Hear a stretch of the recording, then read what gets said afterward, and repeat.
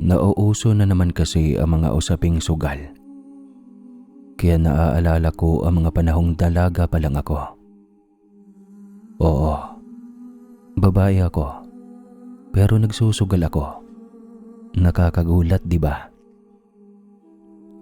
Pero noong mga panahong iyon sa baryo namin, normal na normal lang iyon. Lalo na kapag sabong. Wala iyong pinipiling kasarian. Yung tatay ko kasi, maraming alagang mga manok na panabong. Sabongero rin siya, at hindi lang basta sabongero, kundi bantog talaga sa amin.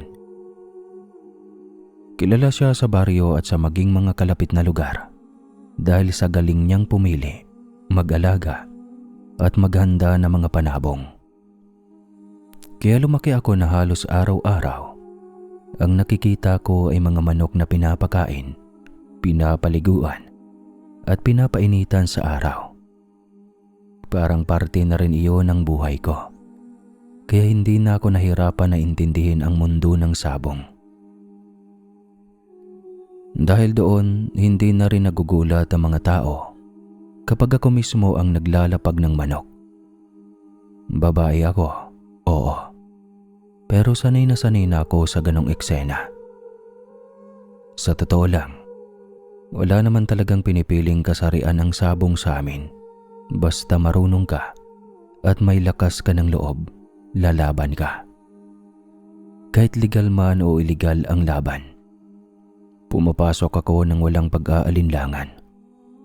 Buo ang loob ko sa tuwing hahawak ako ng manok. Parang alam ko na agad kung may bitaw ba o wala. Malakas ang loob ko kasi alam ko kung paano pinalaki at inaalagaan ang mga panabong namin. Nakita ko mismo kung gaano sila sinanay at pinaghirapan. Alam ko kung gaano sila katibay, kabilis at katala sa laban. Kaya sa tuwing maglalapag ako, hindi ako basta umaasa lang sa swerte. May tiwala ako sa kakayahan ng manok namin. At kadalasan, hindi naman ako binibigo ng kutob ko dahil madalas talaga kaming nananalo.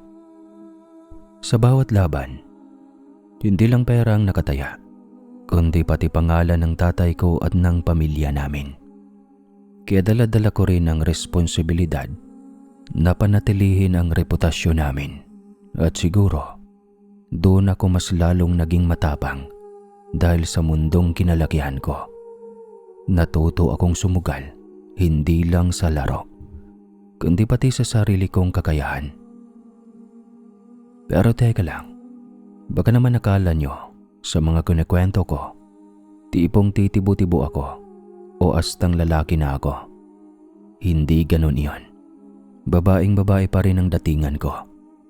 Hindi naman sa pagbubuhat ng bangko, pero maganda akong babae, makinis, maputi, at mahaba ang buhok.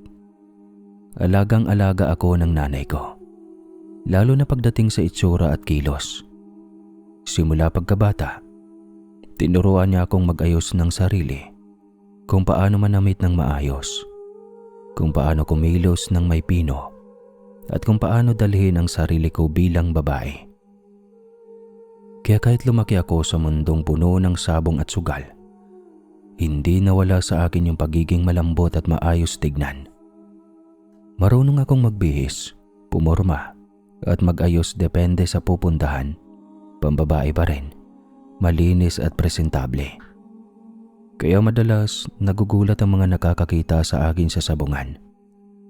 Hindi nila inaasahan na yung isang babaeng mukhang inosente at maayos manamit ay marunong palang maghawak ng panabong at may lakas ng loob na sumabak sa laban. Para bang dalawang magkaibang mundo ang pinagsasabay ko. Yung pagiging babae na inaalagaan ng nanay ko at yung tapang at tikas na namana ko sa tatay ko. Sa totoo lang, doon ako mas lalong naging kakaiba. Nagagamit ko rin iyon bilang advantage laban sa mga kalaban ko. Madalas kasi, minamaliit nila ako. Akala nila dahil babae ako at mukhang mahina, wala akong alam sa panabong. Kaya sinasadya nilang ilapag ang pinakamahina nilang manok. Iniisip na kaya nilang akong talunin kahit hindi sila mag-effort o magbigay ng tamang pansin sa laban. Para bang kampante na agad sila, napanalo na agad sila sa akin. Pero doon sila nagkakamali. Dahil sa totoo lang, mas napapadali pa nga ang panalo ko kapag ganoon ang iniisip nila. Habang sila kampante, ako naman ay sigurado at handa. Alam ko kung anong klaseng panabong ang ilalaban ko at alam ko rin kung paano basahin ang galaw ng kalaban. Gaya ng sabi ko nung una, hindi ako umasa sa swerte lang. May diskarte ako, may karanasan, at may tiwala sa sarili. At kahit naman lakasan pa nila ang ilapag nilang manok, hindi pa rin ako basta-basta natitinag. Wala pa rin silang binatbat sa akin. Alam na alam ko ang diskarte sa pagsasama, kung paano itatapat ang laban, kung kailan dapat umatras o sumugal, at kung paano babasahin ang bawat kilos sa loob ng ruweda. Kaya madalas natatawa na lang ako sa huli kapag tapos na ang laban at sila ang talo. Makikita mo sa mukha nila yung gulat at hindi makapaniwala. Para bang hindi nila matanggap na natalo sila ng babaeng minamaliit nila kanina. At para sa akin, iyon ang pinaka-nakakatawa, yung patunayan sa kanila na nagkamali sila ng tingin sa akin. Ilang libo na rin ang naiuwi ko sa pamilya ko mula sa mga laban. At malaking tulong iyon sa amin. Pero syempre, hindi naman lahat ng kinikita ay napupunta agad sa bulsa. Malaki rin ang gasto sa pag-aalaga ng mga manok. Hindi biro ang responsibilidad. Kailangan talaga silang tutukan at alagaan ng maayos. Sobrang inaalagaan namin ang mga panabong namin. May mga bitamina sila, espesyal ang pagkain, at sinisigurado naming malusog at malakas sila sa araw-araw. Hindi namin sila tinitipid. Dahil alam namin na sila ang isa sa mga pangunahing nagbibigay ng kita at swerte sa pamilya namin. Kung paano namin pinapahalagahan ang kita, ganoon din namin pinapahalagahan ang pinanggagalingan nito. Sa totoo lang, simula nang matuto kami sa ganitong paraan ng kabuhayan, hindi namin naranasan ng matinding pagigipit. Nakakaraos kami, nakakakain ng maayos, at kahit papano ay nagiging maginhawa ang takbo ng buhay namin.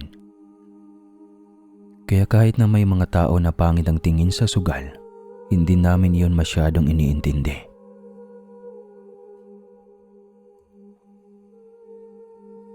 Isang hapon noon, medyo palubog na ang araw at papalapit na rin ang dilim.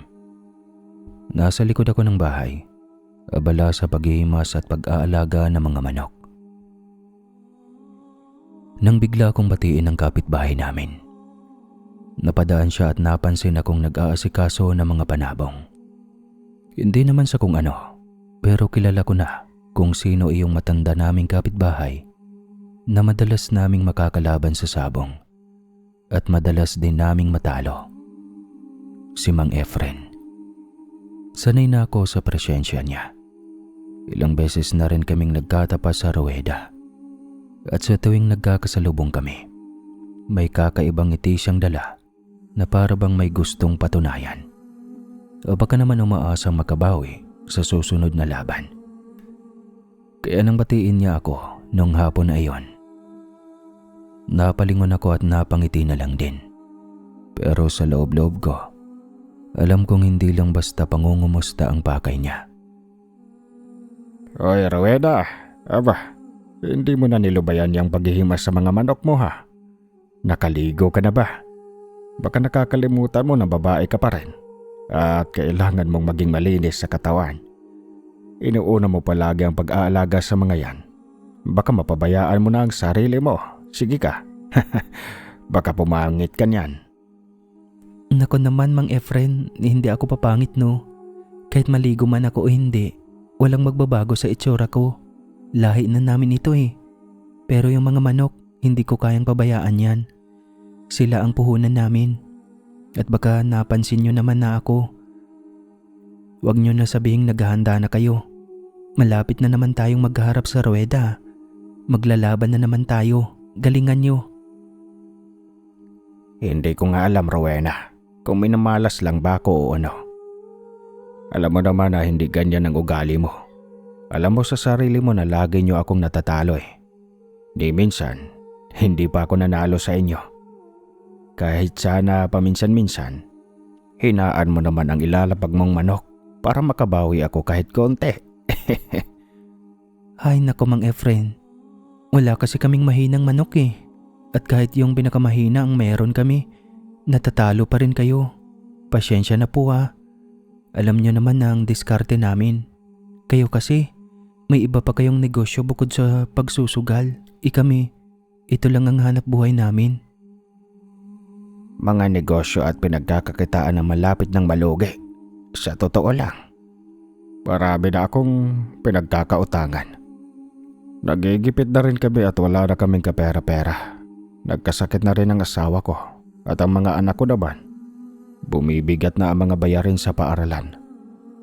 Pakiusap ko lang sa'yo, magpatalo ka sa susunod nating laban. Isang beses lang naman, iha. Maraming beses ka namang nakabawi. Baka naman pwedeng pagbigyan mo na ako. Magpatalo ka sa susunod na sabong natin. Naiintindihan ko po ang sitwasyon nyo ha, pero nakakagulat naman yata yan. Alam nyo naman na sa susunod na laban sa sabong, nandoon ang mga talagang malalakas na padabong mula sa iba't ibang lugar. Hindi ko naman ipapatalo ang mga manok namin. Malaking oportunidad iyon kapag nanalo kami. Makilala pa kami ng ibang sabongero at maimbitahan sa iba pang mga sabungan. Siyempre, kapag nagpatalo kami, mababawasan ang mga koneksyon namin. Isa pa, kilala na kami na madalas na nanalo. Kaya hindi pwedeng basta na lang magpatalo. Kailangan nyo talagang paghandaan at pagkondisyonan ang mga manok nyo. Pasyensya na po talaga Manong Efren, pero hindi ko kayo matutulungan sa ganyang paraan. Ngayon, ako naman ang makikiusap sa'yo. Gawin mo na. Marami naman ang napatunayan ang apelyido nyo at ang mga manok nyo. Kahit matalo ka, iisipin lang nila na babae ka, kaya ganon. Isang beses lang naman. Para sa ikaluluwag ng loob ko, alam mo na. Sige na. Huwag na nating patagalin ang usapan. Makukuha na lang sa akin yan. Hindi ko nahihintayin ang sagot mo. Mauuna na ako. Asahan ko. Magpapatalo ang mga manok mo. Ha? Sige. Maraming salamat. Napakunot ang noo ko noon. Hindi ko maintindihan kung nagbibiro lang ba siya. Pero sa itsura niya, halatang nangangailangan talaga sila ng sobra. Pero kami rin naman ay nangangailangan. Pare-pareho lang kami ng ginagawa. Pare-pareho kaming gumagastos. Nag-aalaga at nagbibigay ng oras at atensyon sa mga manok. Kaya kung ano man ang kalalabasan ng laban, dapat ay patas. At ayun na nga, ipinagpatuloy ko na lang ang paghihima sa mga manok namin. Sa bawat hawak ko sa kanila, doon ko lalong napatunayan kung sino ang dapat kong ilaban sa darating na sabong. Ramdam ko kaagad kung alin ang may lakas, bilis at tapang. Araw-araw ko siyang kinakausap sa gilid ng malaking puno ng mangga. Mas matanda pa raw sa lolo ko. Doon kami madalas magkasama. Tahimik lang. Parang nagkakaintindihan kahit walang salita. Ewan ko ba? Pero iba talaga ang koneksyon na nararamdaman ko sa mga manok. Para bang naiintindihan nila ako. Kinagabihan, habang nasa hapagkainan kami, ikunento ko sa tatay ko ang naging usapan namin ni Mang Efren. Hindi ko na iyon pinatagal pa. Dahil aminado akong medyo kinabahan ako sa mga sinabi niya. Alam mo, Rowena, kung ganyan lang din ang magiging siste sa susunod na laban, na ikaw ang lalapag, huwag kang papaniig at huwag kang magpapautang. Oportunista ang mga iyon. Nasa mundo tayo ng sugal, alam mo yan. Gagawin ng tao ang lahat, manalo lang. Itataya ang lahat, madoble lang ang puhunan. Hayaan mo. Hindi mo problema ang kagipitan ng pamilya ni Efren. Kapag tayo naman ang nagigipit, hindi naman natin pinakiusapan ang ibang mga sabongero, hindi ba? Lumalaban pa rin tayo ng patas. Oo, madalas tayong nananalo. Pero may mga pagkakataon din namang natatalo tayo. May mga pagkakataon ding namamatayan tayo ng manok o natatamaan ng sakit ang mga alaga natin. Pero hindi tayo suga pa, anak. Ayoko rin naman pagbigyan yung gusto niyang mangyari, tay. Pero kasi, sobrang nakakatakot yung sinasabi niya. Parang pagbabanta. Parang kapag hindi ka pumayag, may gagawin siyang hindi maganda. Alam mo naman na marami siyang negosyo at koneksyon, tay. Baka tayo ang pagbalingan niya. Lalo pat sabi niya, marami na siyang utang. Desperado na siya sa pera. Ang laki pa naman ng pustahan sa sabong na ito. Malaki talaga ang mababago sa buhay ng mananalo. Kahit tayo, ang dami nating pwedeng magawa kung sakaling tayo ang manalo. Kaya naiintindihan ko kung bakit siya desperado, tay. Alam ko na magiging desperado talaga siya para manalo. Kung totoo na marami siyang koneksyon, hindi na yan magsasabong. Mangungutang na lang yan o gagawa ng ibang paraan para mabuhay. Pasiklab lang niya yan. Alam mo namang may kaya siya. Subukan niyang galawin ang pamilya natin o ang mga panabong natin. Makakatikim siya. Basta wag mong kalilimutan na pakainin ang mga alaga nating aso. Sila ang nagbabantay sa puhunan natin. Ang gawin mo, ihanda mo ang sarili mo pati isip at mga manok. Malapit na ang laban. Ay naku, tay. Sana lang talaga walang mangyaring aberya at masama kapag naglaban na. Lalo na hindi maganda ang kutob ko. Pakiramdam ko may gagawin talagang hindi tama si Mang Efren. Kasi pera na ang usapan. Pero sige, magtitiwala na lang ako. Hindi na rin ako makapag-antay na muling lumapag. Siyempre, inaabangan nila ako. Kapag may ginawang kalokohan yan sa Efren, kaalokin siya ng tropa nating kapre dyan sa puno ng mangga. Hindi mo ba alam? Matagal na yung tagabantay natin doon. Dyan sa puno na yan, mas matanda pa sa lahat ng alaala natin. Dyan din tayo lumaki, diba? Kaya alam ko na hindi lang basta puno iyan. May nakabantay talaga dyan sa atin. Baka akala mo biro lang.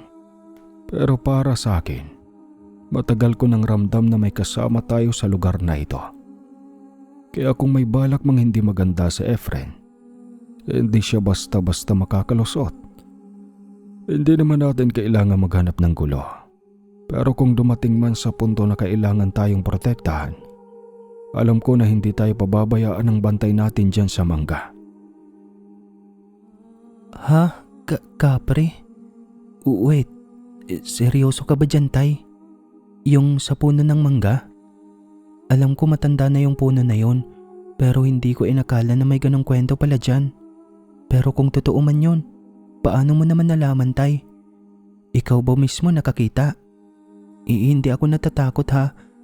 Curious lang ako kasi ilang beses na rin akong napapadaan doon mag-isa. Lalo na kapag gabi o nagkukondisyon ako ng manok. Kung may ganoon nga dyan, hindi ba dapat alam ko rin kung paano siya kumikilos o kung ano yung gusto niya? Ang weird lang kasi, minsan ang tahimik doon. Para ding may nakatingin pero hindi naman nakikita. Alam mo anak, may mga bagay na hindi mo kailangang makita para maniwala. Matagal na yan dyan sa atin. Parang bahagi na rin ng lugar na to. Hindi naman siya nagpapakita basta-basta. Pero ramdam mo kapag nandyan siya. Kaya nga lagi kong sinasabi, igalang mo yung puno ng mangga. At huwag mong basta-bastang gagawing biro ang paligid. Lalo na kapag gabi na. Kung nagtataka ka, hayaan mo lang. Pero wag mong subukang tawagin o hanapin. Kapag gusto niyang magpakita, siya ang lalapit mismo. At kung hindi, ibig sabihin, tahimik lang siya at binabantayan lang tayo. Tay, bigla naman akong kinilabutan sa sinasabi mo. Pero kung totoo yan, mas lalo ko lang maiisip na talagang may nagbabantay sa atin. Lalo na sa mga manok natin at sa sabungan. Pero tay, hindi kaya pati sa sabong? Nakikisawsaw din yon kapag may laban? Para bang nakikinig din siya sa sigawan at galawan doon? Natakot man ako pero kung siya talaga ang bantay sa puno ng mangga, sana kapag lumaban tayo, nasa panig din natin siya para dagdag din kahit papano sa laban. Alam mo ba kung ano ang sinasabi sa akin ng lolo mo nung maliit pa kami at mga totoy pa ang mga tito mo? Na yung kapre na nagmamasid sa puno ng mangga ay sabongero rin daw. Biro lang daw nung una. Pampatawa at panakot sa amin. Pero habang tumatagal, paulit-ulit niya yung sinasabi na para bang hindi lang basta nanonood ang kapre, kundi natututo rin sa bawat laban, sa bawat hagod at sa bawat diskarte sa sabong. Sabi pa niya, baka sanay na rin yung tumingin kung aling manok ang may lamang at kung sino ang mananalo. Kaya wag lang daw basta maliitin ang mga hindi nakikita. Kasi baka mas matagal na silang nakamasid sa atin at mas marami na silang alam sa mundong ginagalawan natin. Sana naman tay, hindi ko na lang makita yung kapre na yan. Ayos na ako sa alam ko na nandyan siya. Pero iba na kapag kaharap mo na, baka hindi ko kayanin. Mas mabuti nang tahimik lang siya dyan sa puno, nagmamasid lang at hindi nagpapakita sa akin. Lalo na kapag mag-isa ako at gabi. Napatawa na lang ang tatay ko sa sinabi ko. Habang ako naman ay napaisip ng malalim tungkol sa puno ng mangga. Kanina, si Mang Efren lang ang iniisip kong dapat kong katakutan yung mga salita niya. Yung posibleng gawin niya dahil sa desperasyon sa pera. Pero ngayon, parang may mas mabigat akong iniisip. Iba pala ang pakiramdam kapag may bagay na hindi mo nakikita pero alam mong nandoon lang. Tahimik na nagmamasid. Mas nakakatakot pala yon kaysa sa taong hayagang nagbabanta. Habang naiisip ko yon, napatingin ako sa direksyon ng puno ng mangga. At bigla akong kinilabutan. Parang may kung anong nagbago sa paligid. Parang hindi na lang siya basta puno. Kaya dali-dali na kaming umalis. Para umiwas na rin sa kung anong posibleng mangyari. Hindi ko may paliwanag. Pero bigla na lang akong nakaramdam ng kakaibang kaba. Parang mas mabuting wag na kaming magtagal doon. Kinagabihan noon. Hindi ako mapakali dahil sa sunod-sunod na ingay ng mga manok. Hindi iyon normal sa oras na yon. Dapat tahimik na ang kulungan at mahimbing na silang natutulog. Ibig sabihin, may mali. Parang may gumugulo sa kanila o may presensyang hindi nila gusto. Habang nakahiga ako, lalo lang lumakas ang kaba ko sa bawat kaluskos at pagaspas ng pakpak na naririnig ko mula sa labas. Kahit takot na takot ako, pinilit kong bumangon at lumabas. Madilim na ang paligid. Tanging ilaw lang mula sa loob ng bahay ang bahagyang tumatama sa bakuran. Paglabas ko, agad kong napansin na may aninong mabilis na kumilos malapit sa kulungan ng mga manok. Hindi ko may paliwanag kung ano iyon. Basta malinaw na may tumakbo, papalayo. Bigla kong napasigaw at napatakbo papunta roon. Kahit nanginginig na ang tuhod ko sa takot, nauna pa akong nakarating kaysa sa tatay ko. Nakasunod ko ring lumabas ng bahay. Habang papalapit ako, halos hindi ako makahinga sa kaba. Ang unang pumasok sa isip ko, ay yung kapre, lalo na sa mga narinig kong kwento kanina. Hindi ko naisip na baka tao lang yon. Nang silipin namin ng mga manok, nagkakagulo pa sila pero wala namang bakas ng sugat o kahit anong pisikal na pinsala. Unti-unti silang kumalma mula sa pagpuputak-putak habang nandun kami. Nagtinginan kami ng tatay ko. Parehong nagtataka at nag-aalala. Dahil hindi namin matukoy kung ano ang nangyari at dahil na rin sa kaba, nagpasya kaming bumalik na lang agad sa loob ng bahay. Ayaw na rin naming magtagal sa labas sa ganong oras. Subalit kinabukasan, doon namin napagtanto na may mali talaga. Paglabas pa lang namin, agad kong napansin na may kakaiba sa kulungan. Dalawa sa mga manok namin nang nakahandusay, hindi na gumagalaw. Dali-dali kaming lumapit. Pero huli na ang lahat, patay na sila. Sinubukan naming silipin ang patoka at doon namin nakita na may kakaibang laman, parang may halo o substansya na hindi dapat nandoon. Hindi namin matukoy kung ano ang eksakto, pero halatang hindi iyon normal na pagkain. Doon na namin napagtanto na hindi basta-basta ang nangyari kagabi. Hindi lang simpleng ingay o takot. May gumawa noon at siguradong sinadya. At sa isip ko, biglang bumalik ang alaala ng aninong nakita ko at ang mga sinabi ni Mang Efren. Hindi ko na alam kung alin ang mas nakakatakot. Yung posibilidad na may taong gumawa nito o yung ideya na baka hindi lang tao ang kasama namin sa gabing iyon. Isa lang ang naisip kong mapagbintangan. Mukhang kilala ko kung sino ang may gawa niyan sa mga manok natin. Napakawalang hiya niya. Napakakapal ng muka. Kung hindi lang krimen ang pumatay, matagal ko na siyang ipinapatay sa kapre, si Efren. Ilang taon na rin natin kasama ang mga manok na to. At hindi sila basta-basta pang palit lang. Tapos mamamatay lang dahil sa nilagyan ng kung ano ang patoka. Iba talagang nagagawa ng inggit. Nakakainis. Pinaghirapan natin ang mga yan. Inaalagaan natin ng maayos at walang mintis.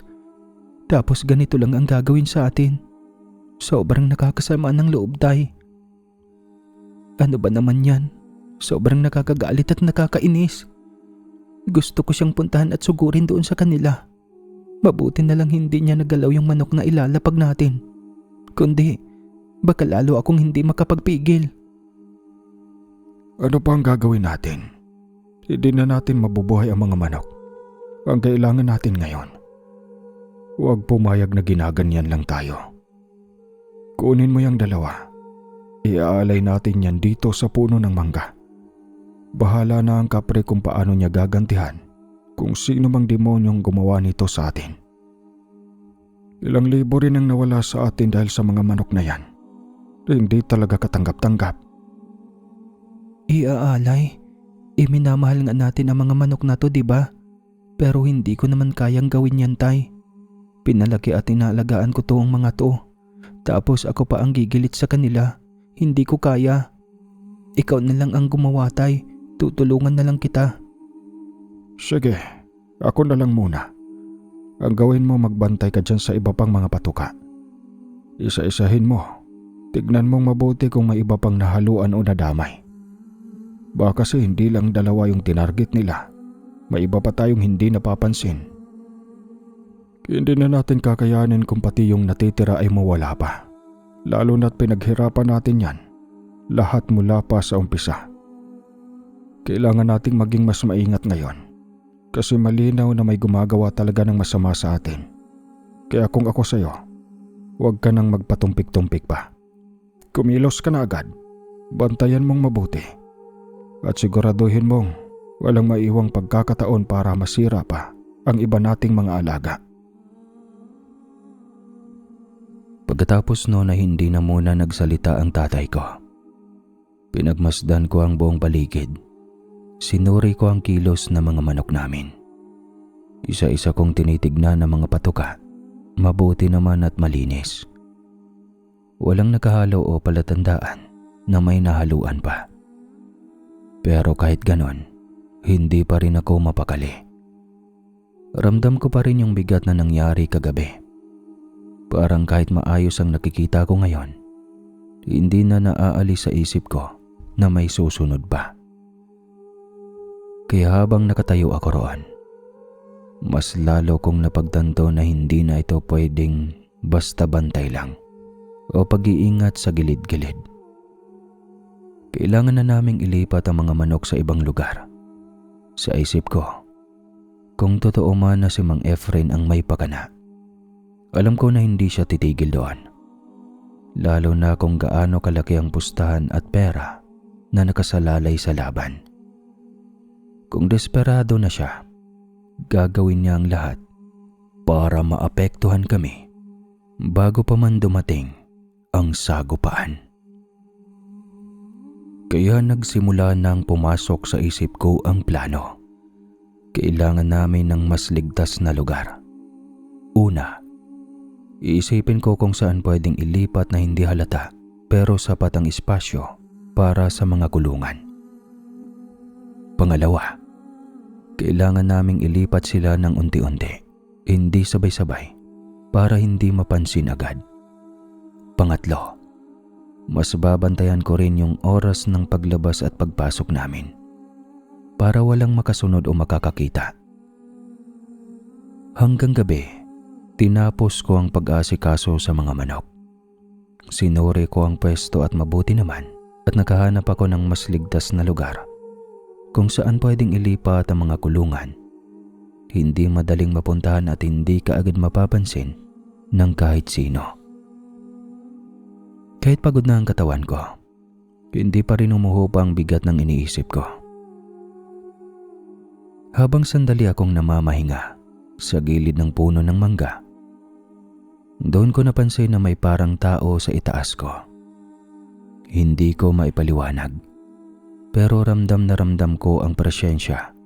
Parang may nakamasid sa akin mula sa itaas. Mabigat kasi sa pakiramdam. Dahan-dahan akong napatingala. Sa unang pagkakataon, sa buong buhay ko, nakita ko rin ang sinasabi ng tatay ko. Ang kapre sa puno ng mangga. Hindi ko alam kung paano ko ilalarawan ng maayos ang nakita ko. Malaki, tila anino na may anyo ng tao, pero parang hindi ganap na tao. Nakaupo sa itaas ng mga sanga na parang matagal nang naroon. Hindi ito gumagalaw, pero ramdam ko na alam niyang napansin ko siya. At ang pakiramdam ko rin, parang binanat lahat ng katawan ko. Yung para bang mga balat ko ay bumanat at bigla na lang nanigas. Para akong nabuhusan ng bloke-blokeng yelo na galing sa Antarctica. Parang ang buong paligid ay biglang natahimik lalo. Pati ang hangin sa mga dahon, para bang huminto. Nanigas talaga ako ng husto sa kinatatayuan ko. Lahat ng narinig kong kwento, lahat ng biro, at babala ng tatay ko, biglang naging totoo sa isang iglap. Hindi na ito kwento. Hindi na ito haka-haka. Nandito na siya. At nakatingin siya sa akin. At biglang nagsalita ang kapre at ang sabi niya, Huwag kang matakot, Inday. Di joke lang.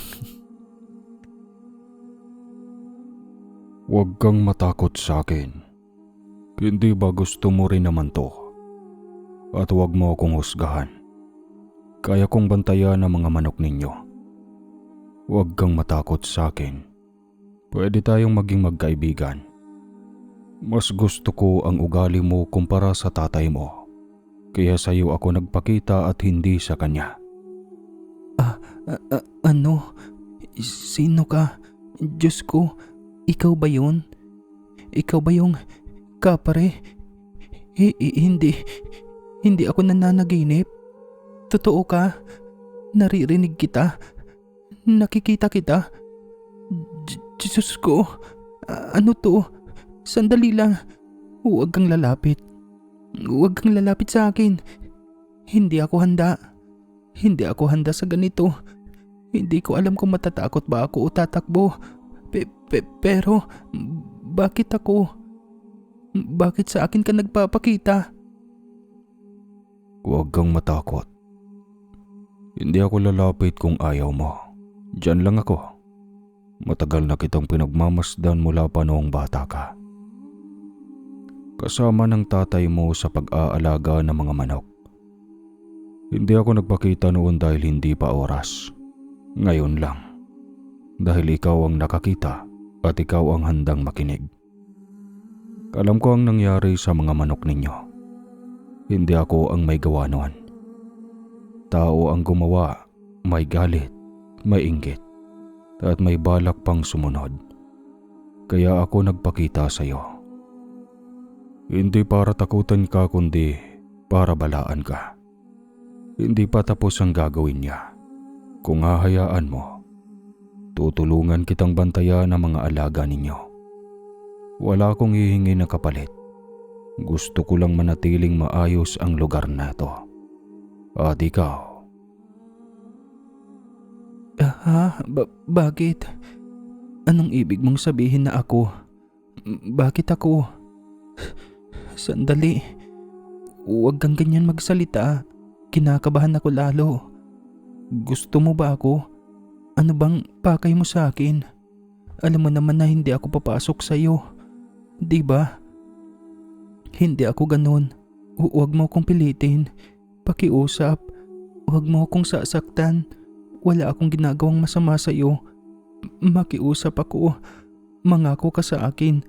Mangako ka na wala kang gagawing masama sa akin at sa pamilya ko. Kakaiba ka talaga. Huwag kang mag-alala. Wala akong balak sa iyo na ganyan. Hindi ko kailangan ng katawan mo. At lalong hindi kita pipilitin. Nakakatawa ka. Akala mo kaagad na sasaktan kita. Kung gusto kitang saktan, matagal ko na yang ginawa. Pero hindi. Hindi yun ang dahilan kung bakit ako nandito. Wala akong pakialam sa iniisip mong gusto ko sa'yo. Ang pakay ko lang ay bantayan ang lugar na to at kasama na kayo roon. Lalo ka na dahil ikaw ang marunong makinig. Kung matatakot ka, nasa sayo na yon. Pero tandaan mo, mas dapat mong katakutan ng taong may masamang balak at hindi ako. Ang sama mo naman pala kung magsalita. Akala ko tutulungan mo kami tapos ganyan ka makipag-usap. Kung hindi ikaw ang gumagawa sa mga manok namin, sino? Sabihin mo sa akin, si Mang Efren ba? Huwag mo na akong paikot-ikutin pa. Kung may alam ka, sabihin mo na kaagad. Buhay na mga alaga namin ang nakataya dito. Kayo na nga itong may kailangan. Ako pa ang pinagsusungitan mo. Huwag kang padalos-dalos magsalita. Yung mga alaga ninyo. Oo, si Mang Efren ang tumitira. Ano pa bang aasahan mo sa matandang inggitero na yon? Kaya nga maraming pera yon. Dahil may yabang at ngayon na nagkakagipitan, nakita ko kung gaano kalaki ang pangangailangan niya. Balak niyang ubusin ang mga manok ninyo bago pa mangyari ang laban. Kung hindi ko nga siya nilaglagan ng sanga mula sa puno ng mangga, baka hindi pa yun umalis nun. Mabuti na lang nakita ko kaagad siya. Hindi ko nga lang naabutan habang nilalagyan niya pa ang mga patuka. Gusto ko rin ang mga manok ninyo. Pinaghirapan ninyo yan. Kaya huwag kang mag-alala. Babantayan ko ang mga yan. Hindi ko hahayaang maulit pa ang nangyari. Salamat kung ganun, ha? Pasensya ka na rin. Hindi ko sinasadya. Nagulat lang talaga ako. Hindi ko inaasahan ang lahat ng to. Hindi rin kita kalaban. Ako na ang bahala sa inyo sa darating na laban at sa pagbabantay ng mga manok ninyo. Kung magpapatuloy sa panggugulo ang matandang yon, gagantihan ko rin siya. Ayoko nang ginagambala ang katahimikan ko rito. Kahit maubos pa ang mga sanga ng puno ng mangga, hindi ko siya lulubayan. Huwag mo na lang ipagsabi sa tatay mo na nagpakita ako sa iyo. At saka, huwag kang mag-alala. Babantayan ko kayo. Sandali, kung babantayan mo kami, paano ko malalaman kung may mangyayari ulit? May paraan ba para balaan mo kaagad ako? At hanggang kailan ka tutulong sa amin? May kailangan ka bang kapalit nito? O kusa mo lang talagang gagawin? Isa pa, sigurado ka bang hindi na makakalapit si Mang Efren sa mga manok namin kung nandyan ka? Makinig kang mabuti. Hindi ko kailangan ng kapalit mula sa iyo, pero kailangan ko ang tiwala mo. Hindi ako nagpapakita para makipaglaro o manakot. Nagpakita ako dahil ikaw ang marunong makinig at hindi padalos-dalos mag-isip. Magsalita lang. Kung may mangyari ulit, mararamdaman mo kaagad. Hindi mo man ako makita, ipaparamdam ko sa paligid sa galaw ng hangin, sa ingay ng mga manok, at sa biglang pananahimik ng lugar.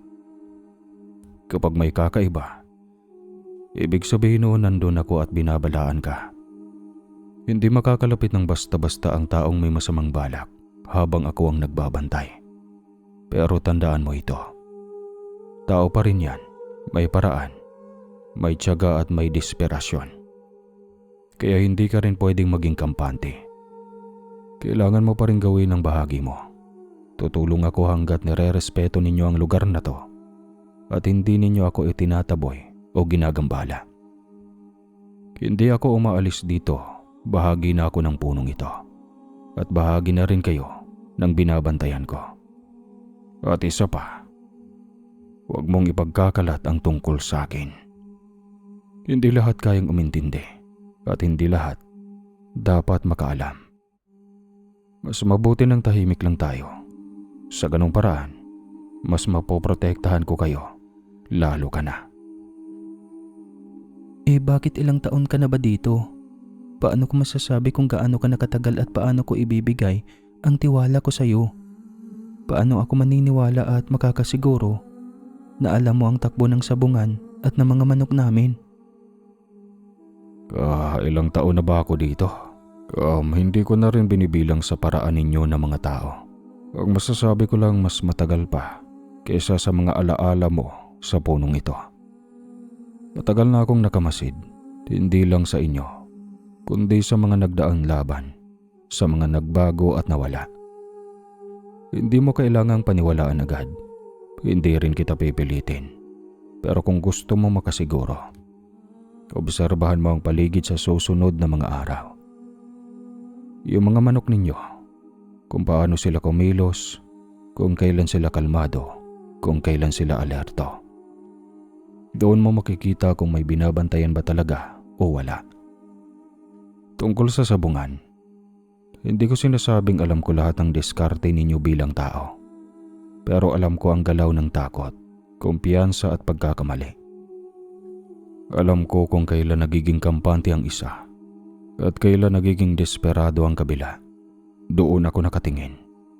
Hindi ako hihingi ng tiwala mo ng biglaan. Ang gusto ko lang, huwag mo agad isara ang isip mo. Hayaan mong patunayan ko sa gawa, hindi sa salita. Mag-ingat ka palagi. Unti-unti ring nabawasan yung takot ko habang kausap ko siya. Hindi ko na rin namamalayan, pero yung kaba na naramdaman ko noong una, parang naglaho na lang din. Hindi na rin siya ganun kabigat sa isip ko, hanggang sa dumating sa punto na parang tinanggap ko na lang na totoo nga siya, kahit mahirap paniwalaan. Hindi ko rin sinabi sa tatay ko na nakausap ko yung kapre. Hindi ko alam kung paano ko ipapaliwanag at baka hindi rin niya ako paniwalaan. Pero araw-araw, dala-dala ko pa rin yung presyensya niya sa isip ko. Yung pakiramdam na may nakamasid, na may kasama sa paligid na hindi mo nakikita. Gayunpaman, Inobserbahan ko pa rin ng maigi ang mga manok namin. Tinitignan ko kung may pagbabago sa kilos nila, kung may kakaiba sa paligid, kung may sinyalis na may nakakapasok ulit. Doon ko rin napansin na mula nung nangyari yon, hindi na naulit na may nakakalapit sa kulungan. Wala nang nakapasok, wala nang panibagong pangyayari na kahina-hinala. Doon ko naisip na baka nga totoo yung sinasabi niya. Kasi kahit gaano kami kaingat, parang mas lalo kaming nakakaagap sa mga sinyalis para alam na kaagad namin kapag may mali sa paligid. Minsan, kahit walang nakikita, ramdam na namin agad. Dumating ang araw ng paghaharap namin sa sabong ni Mang Efren. Kitang-kita sa mukha niya ang dismaya. Halatang hindi natupad ang balak niyang mangyari. Wala na yung dating kumpiyansa at yabang na nakasanayan ko sa kanya. Napalitan niyo ng tensyon at pagkairita. Para bang kahit bago pa magsimula ang laban, alam na niya sa sarili niyang hindi naging pabor sa kanya ang mga nangyari nito mga nakaraang araw. Nung malapit na kaming isalang, lumapit siya sa akin at kinausap ako. Rowena, ipapaalala ko lang sa iyo Baka nakakalimutan mo ang usapan natin. Ngayon na yung araw na yon at alam ko namang pagbibigyan mo ako. Hindi mo naman ako matitiis, di ba? Anong usapan ang sinasabi mo, Mang Efren? Wala tayong napagkasunduan. Nakinig lang ako sa pakiusap mo, pero hindi ibig sabihin nun ay pumayag na ako. Huwag mo akong pangunahan na parang may obligasyon ako sa iyo. Hindi kita pinangakuan, at lalong hindi ako magpapatalo para lang mapagbigyan ka. Kung inaasahan mong pagbibigyan kita, nagkakamali ka. Pinaghirapan namin ang mga manok na ilalaban ko ngayon. Hindi ko isusugal yun para lang sa sitwasyon mo. At isa pa, huwag mo nga akong sabihang hindi kita matitiis. Hindi mo ko kilala kung gano'n ang iniisip mo. Sa laban lang, walang personalan. Kung sino ang manalo, yun ang tama. Ganon ba? Sige Rowena, matigas ka pala talaga Sige, desisyon mo yan. Pero tandaan mo, hindi lahat ng laban natatapos sa Rueda. Huwag mong isipin na dahil nandito ka at malakas ang manok mo, ligtas ka na. Maraming paraan para baliktarin ang sitwasyon. Sayang naman kung may mangyari na hindi maganda sa inyo o sa mga alaga ninyo dahil lang sa hindi mo ako pinagbigyan. Kaya pag-isipan mo pa, hindi pa huli ang lahat. Baka gusto mong baguhin ang isip mo bago magsimula ang laban. Ano naman ang mapapala ko kung pagbibigyan kita? Wala naman, di ba? Sino bang makikinabang? Ikaw lang din.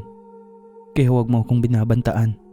Kapag nalaman ng tatay ko at ng ibang tao dito sa sabungan ang mga pinagsasabi mo at ginagawa mo para lang manalo, ewan ko na lang kung makasali ka pa sa kahit anong laban dito sa bayan.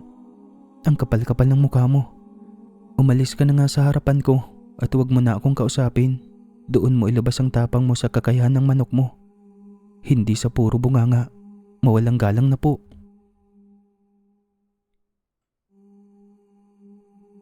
Bago pa tuluyang sumabog ang galit ko, inunahan ko na.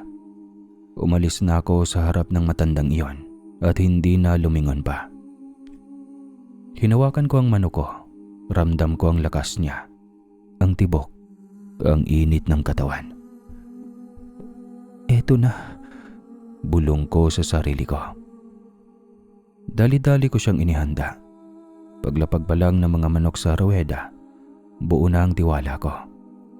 Lalo pa nang may maamoy akong pamilyar, yung amoy ng tabako. Hindi ko man siya makita, pero sigurado akong nandun siya. Ang agta. Parang sumabay siya sa laban namin. Nakakakaba, oo. Pero may kakaibang saya at lakas na kasama. Hanggang sa nagsimula ang laban. 1, 2, 3, 4, 5. Sunod-sunod ang hampas. Hindi nagpatinag ang manok ko. Hindi nagdagal. Bumigay agad ang manok ni Mang Efren. Napuno ng sigawan ng paligid, hiyawan, palakpakan, at bulungan ng mga tao. Ramdam ko ang init ng eksena, pero mas ramdam ko ang saya ko. Ngiti ako ng todo ng mataas, malaki, puno ng kumpiyansa. Sa kabilang banda, kitang-kita ko si Mang Efren. Nanggigigil, nag-aapoy ang tingin. Halatang hindi matanggap ang nangyari. Pati ang mga taong pumusta sa kanya, kita ang pagkadismaya sa mukha. Pero ano naman? Ang panalo ay panalo. Habang patuloy ang ingay ng mga tao, may kakaibang tensyon na biglang bumalot sa paligid. Yung dating sigawan, parang unti-unting napalitan ng bulungan. May mga mata nang nakatingin, hindi lang sa panalo ko, kundi kay Mang Efren. Napatingin ako sa kanya. Nakatayo lang siya, hindi gumagalaw. Pero halata ang panginginig ng panga niya. Yung mga kamay niya, nakakuyom na parang may pipigilin.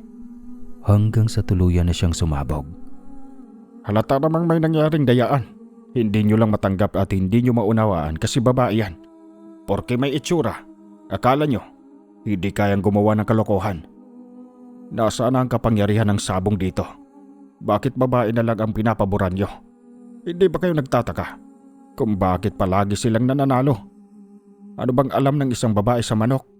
Sobra na kayong nabubulag. Hindi na to tama. Hindi ka pa rin titigil ha? Ano? Idadahilan mo na naman ang kasarian? Oo. Babae ako pero hindi ibig sabihin nun mahina ako o hindi ko kayang lumaban. At ikaw, kalalaki kang tao pero hindi ka marunong tumanggap ng pagkatalo. Yan ang tunay na kahinaan. Ang dami pang laban dyan kung gusto mong bumawi. Pero wag dito, wag ngayon, at wag sa ganitong paraan. Tigilan mo na yan at wag ka nang gumawa ng gulo. Aba, lumalaki na ang ulo mo ha, Rowena. Isang panalo lang. Akala mo kung sino ka na. Huwag kang masyadong kumpiyansa. Hindi sa lahat ng oras, nasa taas ka. Darating din ng araw na babagsak ka at mas masakit yon kapag nangyari. Akala mo malinis ang panalo mo. Huwag mo kong lokohin. May kakaiba at ramdam ko yon. Kaya huwag kang magmalaki masyado. Hindi habang buhay nasa sayo ang swerte. Huwag kang magmalinis nga dyan. Parang wala kang kadumihan na ginagawa sa laban natin. Ako, sigurado akong malinis ang pagpasok ko dito. Eh ikaw, ilang beses mong sinabotahe ang mga manok namin. Pinatay mo pa nga yung dalawa, di ba? Naglagay ka ng lason sa mga patuka. Pumasok ka pa sa kulungan ng mga manok namin. Ang kapal ng mukha mo. Gusto mo bang marinig yan ng mga tao dito? Ngayon, alam na nila na wala kang karapatang mag-inarte. Huli ka na. At ikaw pa ang unang gumagawa ng gulo. Agad kaming inawat ng mga tao. Bago pa tuluyang lumala ang sagutan. Nagkagulo sa paligid ng panandalian. May mga pumagitna, may sumisigaw. At unti-unting pinipilit na pakalmahin ang sitwasyon sa pagitan namin ng Mang Efren. Ramdam ko rin ang bigat ng tingin ng mga tao sa kanya. Halatang marami ang hindi natuwa sa mga pinagsasabi at pinaparatang niya. Habang umuhupa ang ingay, pinili na lang ng mga tagapamahala at ilan sa mga nakakataas na tapusin na ang usapan doon mismo para maiwasan pa ang mas malaking gulo. Ibinigay na lang sa akin ang panalo ko para matapos na at makauwi na ang lahat ng hindi na lumalaki pa ang insidente. Tahimik ko na lang na tinanggap ang desisyon. Hindi na ako nakipagtalo pa. Habang unti-unting nagkakagulo ang isip ko, pinilit kong manatiling kalmado. Alam kong hindi na ito tungkol lang sa panalo o talo, kundi sa kung paano kami makakalabas doon ng maayos. Pagka-uwi ko sa amin, nanalo ako. Oo, panalo sa laban. Pero hindi ako masaya. Wala akong ganang magdiwang o dumiretso sa bahay para ibalita sa tatay ko. Parang mabigat pa rin ang lahat. Parang hindi pa tapos ang nangyari sa sabungan. Imbis na pumasok sa bahay, dumiretso na lang ako sa puno ng mangga. Doon ako tumigil. Doon ako napaupo sa ilalim habang unti-unting bumibigat ang dibdib ko. Hindi ko na napigilan. Doon ako umiyak. Tahimik lang ako sa una, pero kalaunan, tuluyan ng bumigay. Yung pagod, yung inis, yung takot kanina sa sabungan, yung galit kay Mang Efren, at yung bigat ng responsibilidad sa lahat ng manok at laban. Lahat ng iyon ay sabay-sabay na lumabas. Babae pa rin ako, madaling ma-pressure, at kahit gaano ako katapang sa ruweda, may mga oras na bumabagsak din ako. Nasasaktan din ako, napapagod din ako, at natatakot din. Habang umiiyak ako, napapatingin ako sa taas ng puno. Parang hinahanap ko kung nandyan ba siya. Hanggang sa nag-iba ang simoy ng hangin at doon, nagpakita sa akin ng kapre. Ang mahalaga, nanalo ka. Yung tungkol kay Mang Efren, hayaan mo na. Wala namang patutunguhan yung mga ganyang klase ng tao. Yung mga banta niya, huwag mo nang dibdibin. Alam mo naman yon. Puro salita lang yon kapag nasasapawan. Nandito naman ako. Hindi ka nag-iisa. Alam ko naman na nanalo ako. Pero bakit ganito ang pakiramdam ko? Bakit hindi ako masaya? Hindi ko mapigilan eh. Ang bigat ng lahat. Yung nangyari sa sabungan, yung mga sinabi niya, yung mga bintang. Parang lahat. Sabay-sabay na bumabalik sa isip ko. Hindi ko alam kung dapat ba ako matakot o magalit. Pero ang hirap lang. Ang hirap maging okay ngayon. Pasensya na. Hindi ko lang talaga mapigilan yung emosyon ko.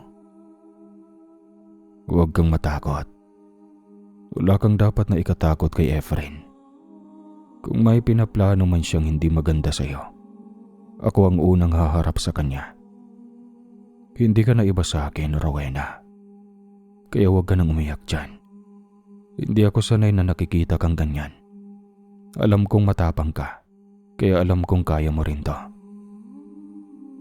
Kung ganun, ano kayang magandang paraan para mapigilan kung ano man ang pwedeng gawin ni Mang Efren? Hindi pwedeng puro bantay lang tayo at hula. Kailangan may konkretong gagawin tayo para hindi na niya maulit yung ginawa niya sa mga manok namin. Kung kaya mo talagang tumulong, sabihin mo sa akin kung paano siya mapipigilan nang hindi na umaabot sa mas malaking gulo. Madali lang yon kung iisipin mo ng maayos. Hindi kailangang lumapit o magpakita sa kanya ng harapan palagi. Mas mabisa kung mapipilitan siyang ilantad ang sarili niya. Babantayan natin ang galaw niya kung kailan siya lalapit, saan siya dadaan, at sino ang kasama niya. Kapag alam mo ang galaw ng kalaban, nauuna ka sa kanya. Hindi rin lahat ng laban kailangang sagutin ang init ng ulo. Minsan, sapat na mapahinto mo siya bago pa siya makakilos. Kung gusto mo ng sigurado, pwede nating gawin na siya mismo ang mapipilitang umatras sa sarili niyang plano. At paano naman? At sa anong paraan? Kung may alam kang paraan, sabihin mo ng malinaw sa akin. Gusto ko yung sigurado, yung hindi na maulit yung nangyari sa mga manok namin. Hindi ba masyado siyang mayabang at mapagmalaki? Kung ganon, huwag mo siyang sasalubungin sa galit o gulo. Hamunin mo siya sa mismong ruweda sa patas na paraan. Ilabas mo lahat ng manok na meron ka. Hayaan mong doon siya kumapit sa yabang niya. Pero sa loob mo, alam mo ang totoo, handa ka. Alam mo ang diskarte. at mas kabisado mo ang laban kaysa sa kanya. Sabihin mo sa kanya na wala kang inuurungan. Isang laban lang, walang paligoy-ligoy. Sa sabungan lang kayo magbabanggaan, kung saan doon talaga sinusukat ang galing, tiyaga at karanasan. Kung talagang sigurado siya sa sarili niya, doon niya ilabas. At kung mali siya ng tingin sa'yo, doon pa lang siya matututo. Hindi mo kailangang manira o manlinlang. Minsan, sapat na ang kumpiyansa at tamang basihan ng laban para siya mismo ang bumitaw sa kayabangan niya. Ang ibig mo bang sabihin, hahamunin ko siya ng laban hanggang sa maubusan kami ng manok? Kung ganun, walang problema. Maganda nga yun. Ayun, tama. Ipadaan mo sa tatay mo ang nangyari. Sabihin mo sa kanya kung ano ang nangyari sa Rueda ngayong araw para may kakampi ka rin. Para kung sakaling hamunin mo siya sa susunod na laban, hindi ka na mag-iisa. Madami ulit ang pupusta niyan, panigurado. Malaki ulit ang iikot na pera sa sabungan. At sa pagkakataong iyon, mas mapapatunayan na naman na hindi siya para sa laban na to. Lalo na kung pangalawang beses na. Habang pinapakinggan ko yung sinabi ng kapre, parang may bahagi sa akin na kumapit sa ideya niya. Hindi dahil gusto kong manakit, kundi dahil gusto ko ng patas na paraan para matapos to. Gusto ko ng laban na malinaw, walang palihim, walang daya. Yung sa Rueda lang talaga magpapakita kung sino ang mas magaling. Kaya nang makarating ako sa bahay, agad kong kinausap ang tatay ko. Hindi ko na napigilan yung luha ko. Umiiyak ako habang kunikwento sa kanya ang nangyari sa sabungan. Yung bintang, yung sigawan, yung bigat ng tingin ng mga tao, at yung galit na naiwan sa dibdib ko pagkatapos ng lahat. Hindi ko rin alam kung bakit, dahil ba sa sama ng loob o sa pagod, pero tuloy-tuloy lang yung emosyon ko habang nagsasalita. Noong una, galit na galit yung tatay ko. Halatang gusto niyang sumugod at harapin kaagad si Mang Efren. Kita ko sa kanya yung init ng dugo, yung hindi matanggap sa nangyari. Pero nang sabihin ko sa kanya yung iniisip kong paraan, yung hamunin si Mang Efren sa isang malaking laban sa sabungan, unti-unti siyang huminto. Parang doon niya naintindihan yung gusto kong gawin. Hindi gulo, hindi away sa labas, kundi laban na patas at sa Rueda lang. Habang sinasabi ko yung plano, unti-unting nagbago yung ekspresyon niya. Yung galit na kanina'y nangingibabaw, napalitan ng kumpiyansa. Parang nabuhay ulit yung sigla niya. Sumang-ayon siya. Hindi dahil gusto niyang gumanti sa marahas na paraan, kundi dahil alam niyang doon ako mas ligtas sa larangan na kabisado namin. At sabi niya, kung iyon ang gusto ko, susuportahan niya ako. Kung hamon sa sabong ang sagot, doon na lang namin siya haharapin. Walang daya, walang likuan, kundi puro diskarte at tapang lang. Alam ko malaking bagay ang magiging laban na yon, dahil hindi lang ito simpleng pustahan. Malaki ang pera, maraming tao ang manunood, at lalo na pagkatapos ng nangyari, siguradong magiging mas matindi ang atensyon ng lahat. Alam din naming parehong panig ay gustong patunayan ng sarili. Pero sa isip ko, isa lang ang mahalaga. Babae ako na lumalaban sa mundo ng sabong, at hindi ako aatras sa laban na patas kong pinili. At kung matanda man ang kalaban ko, hindi ibig sabihin nun na mas madali niya akong matatablan. Sandali lang ang lumipas bago nakarating kay Mang Efren ang hamon namin. Nang malaman niyang maraming pupusta at marami ring gustong manood sa laban ng mga manok namin, agad siyang pumayag. Alam niyang malaki ang iikot na pera, lalo pa at alam din niyang nasa gitna siya ng pansin ng lahat. Dahil doon, hindi na rin niya itinago ang kumpiyansa niya. Unti-unting bumalik ang dating kayabangan sa kilos at pananalita niya. Parang walang nangyaring pagdududa o pagkatalo sa mga nakaraang araw. Para bang mas lalo pa siyang sumigla dahil sa ideyang may malaki na namang mapapakinabangan sa susunod na sabong. Wala kaming masyadong ganang paghahanda noon sa paparating na laban. Parang wala lang din kasi sanay na kami. Tipikal lang na pagkain sa mga manok, tamang alaga, atensyon gaya ng paghimas at pakikipag-usap sa kanila na parang naiintindihan nila kami. Ganoon lang ang takbo ng araw. Mas naging maingat lang kami sa pagbabantay sa mga kulungan. Mabusisi, laging nakaalalay. Dahil alam naming anumang oras, pwedeng may subukang gumalaw ulit. Hindi na namin inalis sa isip namin si Mang Efren at ang posibleng mga galaw niya. Pero kahit ganon, hindi ibig sabihin na puro kaba na lang ang nasa isip ko. Nandun pa rin yung paniniwala ko sa proteksyon na nararamdaman ko, yung presensya ng kapre sa puno ng mangga. Hindi ko man siya laging nakikita. Parang may tiwala na ako na may gumagabay o nagbabantay sa paligid namin. Kaya kahit nag-iingat kami, may bahagi sa akin na kalmado pa rin. Parang may sinasandalan akong hindi ko maipaliwanag para lang makasigurado na hindi kami basta-basta matatalo sa kung ano man ang susunod na mangyayari. At yun nga, dumating na rin ang araw ng laban na inaasahan ng lahat. Tahimik ako habang dala ko ang 3 manok ko. Hindi sila marami, pero alam ko ang kalidad at tibay ng bawat isa. Hindi ako nagpakita ng kahit anong yabang o kumpiyansa. Parang normal na araw lang. Samantalang si Mang Efren, dala niya halos lahat ng alaga niya. May kasama pa siyang mga kakilala at mga taong nanonood na parang buong angkanan niya ang sumusuporta. Mas lalo tuloy naging mabigat ang paligid. Nang ilapag ang unang paris ng manok, agad sumabog ang sigawan sa paligid. Umula ng pusta, hiyawan at palakpakan mula sa mga tao. Nagsimula na ang laban.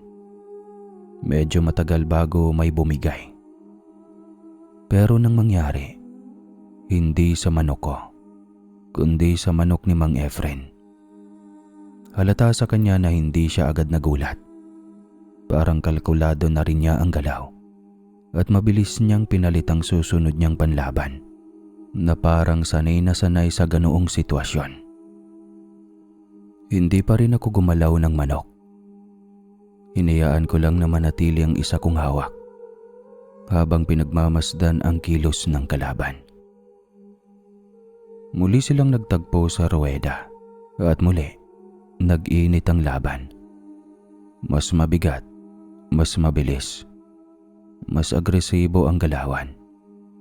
Hanggang sa muli, natalo na naman siya. Doon ko napansin ang unti-unting pagbabago sa ekspresyon ni Mang Efren. Yung kontrol na meron siya kanina, unti-unti nang napapalitan ng iritasyon. Pero sa harap ng maraming tao, pinipilit pa rin niyang magpakatatag. Parang ayaw niyang ipakita ang tunay niyang reaksyon. Ipinatong niya ang 3 niyang manok.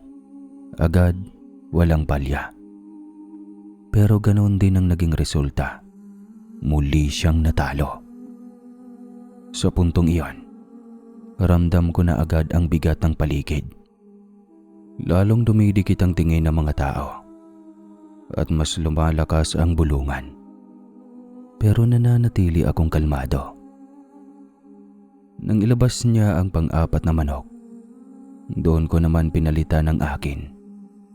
Halatang pagod na rin ang unang inilaban ko. Hindi ito nagustuhan ni Mang Efren. Kitang-kita sa kanyang inis dahil para sa kanya, Parang hindi ako basta-basta nauubusan ng sagot.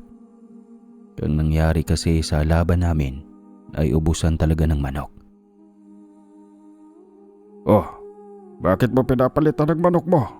Hindi pa naman tapos ang laban ha, di ba? Hindi pa naman siya bubabagsak. Hindi patas yan kung basta ka na lang nagpapalit habang tumatakbo pa ang laban.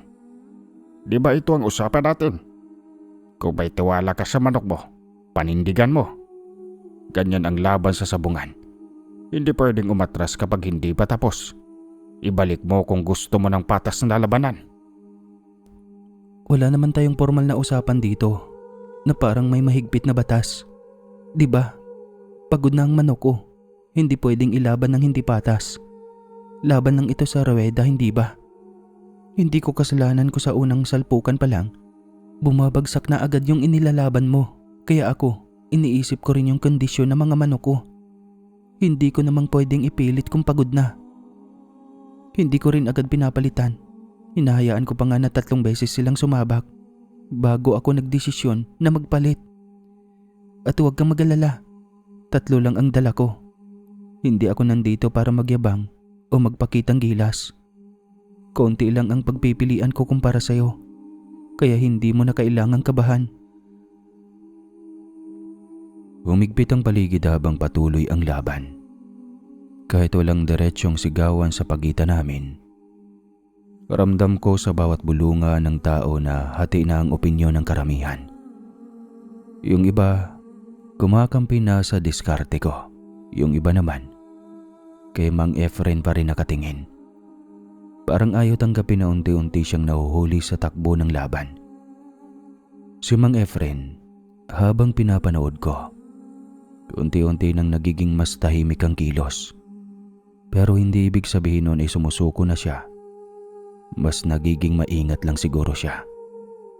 Yung dating padalos-dalos, napalitan ng patingin-tingin sa paligid. Parang sinusuroy kung sino pa ang nasa likod ko. Kung sino ang sumusuporta sa akin.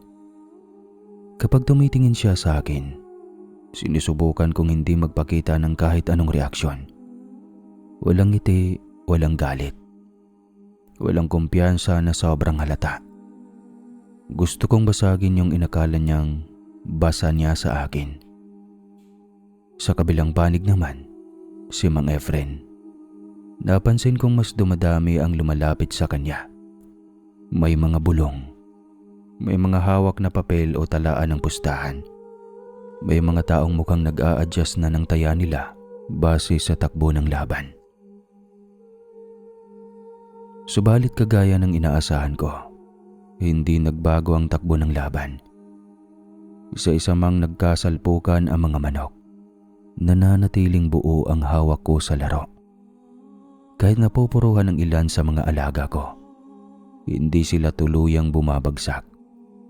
Ramdam ko ang pagod nila, pero hindi iyong pagbibigay. Hindi niya ako natalo kahit isang beses. Hindi niya rin nakuha yung inaasahan niyang mabilis na pagbaliktad ng sitwasyon. Sa bawat tapatan, parang lalo lang nagiging klaro kung sino ang mas kontrolado ang galaw sa loob ng ruweda. Hanggang sa umabot sa puntong 3 laban na lang ang natitira. 3 na lang din ang natitira sa kanya. Doon na unti-unting nag-iiba ang hangin sa paligid. Kanina, maingay ang sabungan sa normal na paraang sigawan, tawanan, pustahan. Pero ngayon, ibang klase na. 3 na lang! May sumigaw sa gilid. Diyan nalalabas ang tunay. Sabi naman ng isa pa. Si Mang Efren, kita ko sa kanya. Hindi na ganon kakampante. Yung dating kumpiyansa na hawak niya ang laban, unti-unti nang kinakain ng sitwasyon. Pero pinipilit pa rin niyang tumindig. Pinipilit pa rin ipakita na kaya pa. Ako naman, nananatiling tahimik lang. Hawak ko ang 3 manok ko na hanggang ngayon ay matatag pa rin.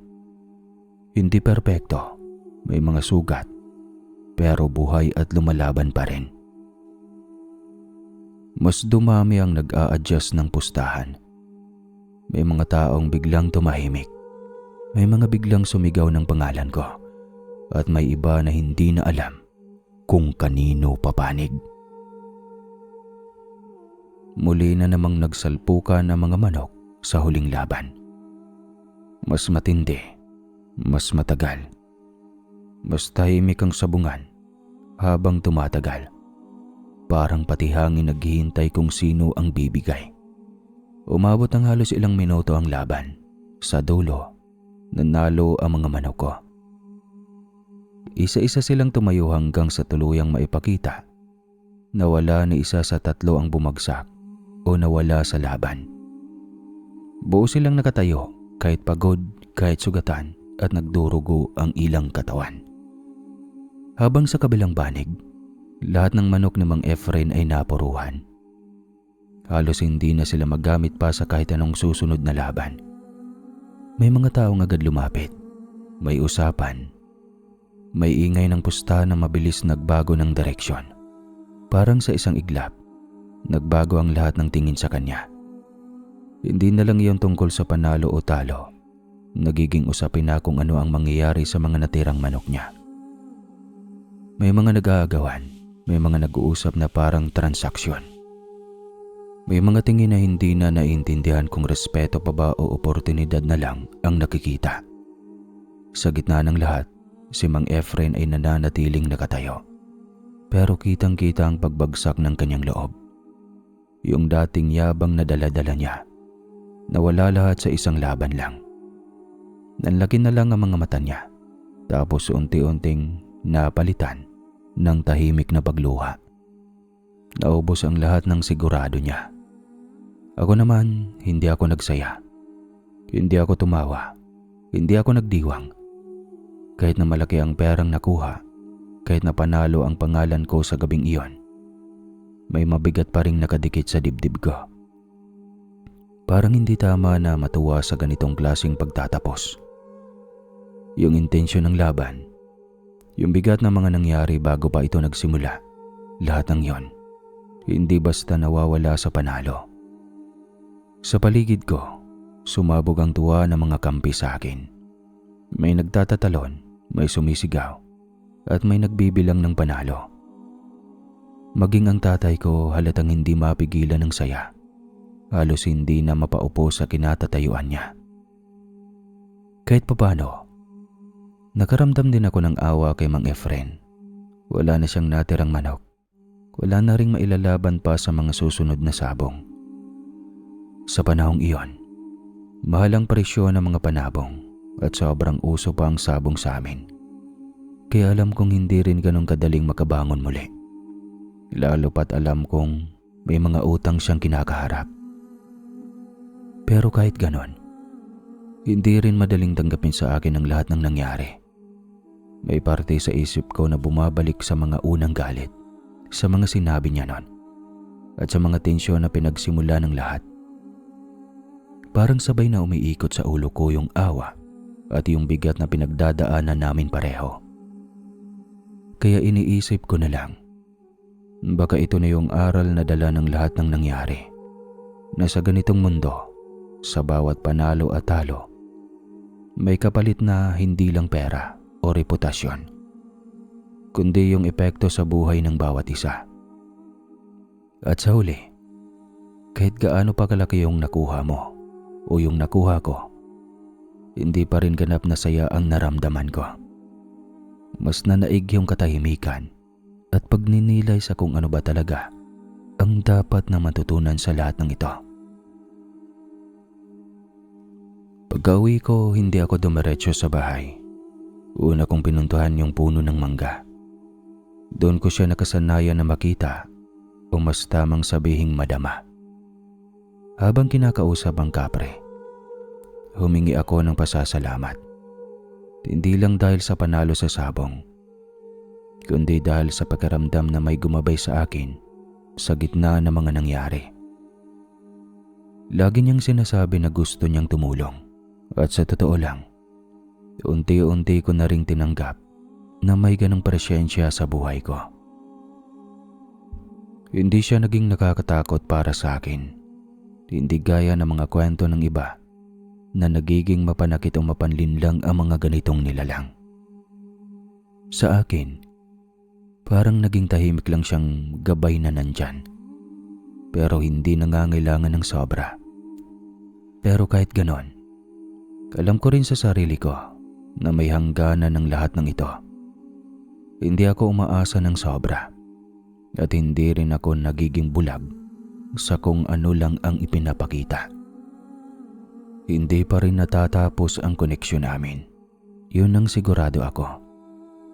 Marami pang laban na dumaan at sa panahong iyon, naramdaman ko pa rin na may mga pagkakataong parang may bumubulong sa akin na mga paalala o babala bago ako sumabak.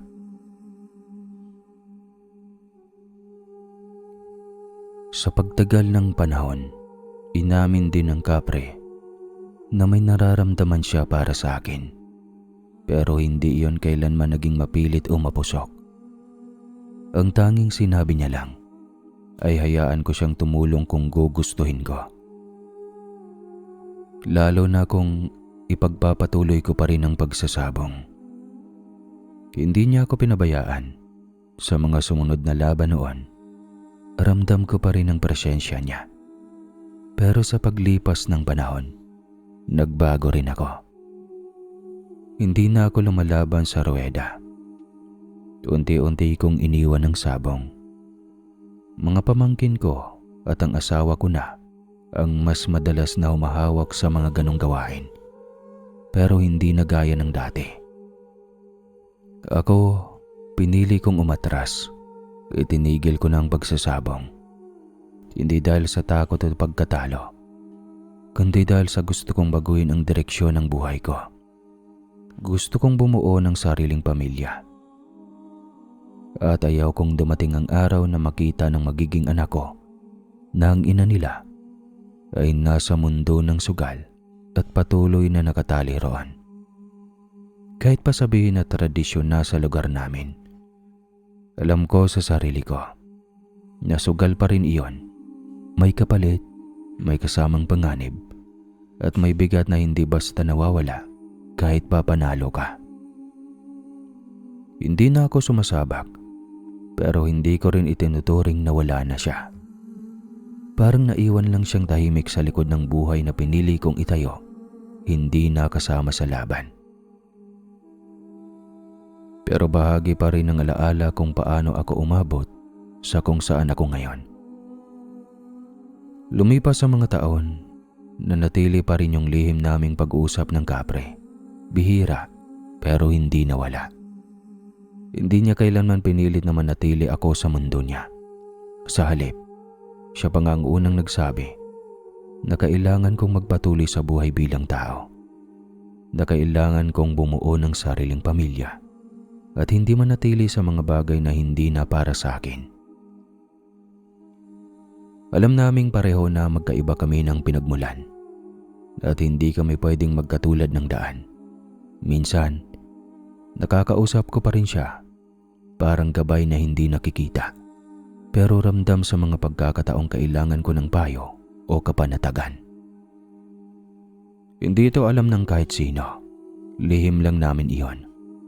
Nakatago sa ilalim ng puno ng mangga at sa pagitan ng mga sandaling ako lang ang nakakaalam. At doon ko natutunan na hindi lahat ng koneksyon ay kailangang ipaalam sa mundo para maging totoo minsan. Sapat na alam mo lang sa sarili mo na totoo ito, kahit lihim lang siyang nananatili. Binansagan ko siyang sabongerong kapre. Dahil sa kalagitnaan ng buhay ko sa sabong, doon ko siya nakilala. At doon din nagsimula yung mga gabay at tulong na hindi ko inaasahan. Malaki ang naitulong niya sa mga desisyon ko noon. Kaya hanggang ngayon, gusto ko pa rin ikwento yung tungkol sa kanya. Hindi para gawing alamat o pantasya lang, kundi dahil bahagi siya ng pinagdadaanan ko. Kaibigan ko siya sa paraang hindi madaling ipaliwanag. Alam ko rin sa sarili ko na gusto niyang maikwento siya, hindi bilang nakakatakot na nilalang, kundi bilang isang presyensya na kahit papano ay naging gabay sa panahong puno ako ng gulo, ingay at desisyon.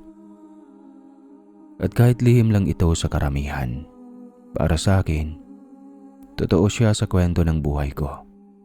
Isang bahaging hindi ko basta mabubura. Dahil siya yung kasama ko sa mga panahong ako mismo ay nasa mundo ng sabungan. At hanggang dito na lang po ang kwentong ito. Maraming salamat po sa lahat ng nakikinig. Muli po, ako po si Rowena ng Mindanao. Grabe no. Paldo nun, may gabay sa sabungan. Palaging panalo. Pero may isang malaking tanong lang ako sa kwento. Sa palagay niyo ba, nagbago na kaya si Mang Efren? O patuloy pa rin ang yabang nito? Ano sa tingin niyo? Di kasi nabanggit no? At saka ang haba na ng kwento. At yun nga, dito na lang. Huwag kalimutan magpandesal para busog ka palagi. At syempre, huwag din kalimutan ng magkape. Ingat palagi.